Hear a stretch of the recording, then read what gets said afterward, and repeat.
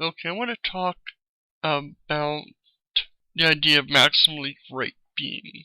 God, of course, he's maximally good, maximally strong, maximally powerful, all these things that he has. But I'm curious, what about any of these things is a property that is required? Like, how does a God require to have maximally goodness? Goodness, evil, and all these things are arbitrary terms and criteria that we put on something. We decide that an action is maximally good or maximally evil, or good or evil. It's not something inherent in the action itself. There's nothing in the universe that says killing something is good or bad. We say when killing something is good or bad because we don't like it. We don't like when a baby's killed, but we don't have issue when bacteria is killed. We have less issue when a rabbit is killed for food. Are eagles maximally evil because they kill rabbits, because they have to survive? Even if killing rabbits is bad for food, is something else killing it when that's the only option it has? So it's not the act. It's not even always the act. Is a lion killing a person evil? We would consider it bad, but can it be defined as evil unless somebody set the lion after them?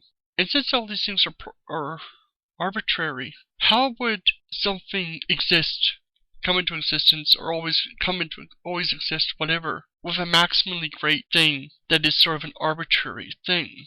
How would a property of maximal good come into something, or just happen to be? I could see something, a greater God creating the Christian God with maximally great. Now, how would the Christian God just exist as maximally great? Unless you go into the Euphorbal dilemma, where things are just great because God defines them that way, but then that doesn't make them great, it just makes them as what he wants. So I don't see how you get around that. I'm curious what people's thoughts on this is. All forms of greatness are arbitrary, and they're sort of, you're looking at something else. The greatest temperature, there is no greatest temperature. The greatest temperature is not hot or cold. It depends on what you want at the time. There is a maximally hot and a maximally cold. But if you're not looking to freeze everything in existence, absolute zero is not the greatest temperature for what you want.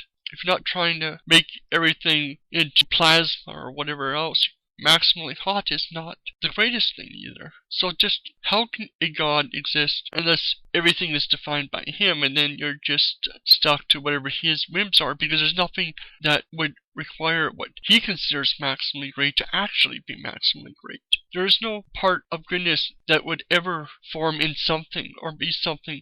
It just wouldn't work. So I'm curious what's people's thoughts. Rate, comment, subscribe, let me know what you think on this.